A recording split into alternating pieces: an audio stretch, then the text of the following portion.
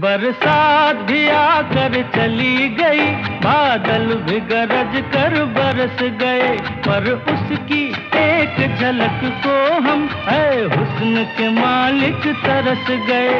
कब प्यास बुझेगी आँखों की, दिन रात ये दुखड़ा रहता है। मेरे सामने वाली खिड़की में एक चांद का टुकड़ा रहता है।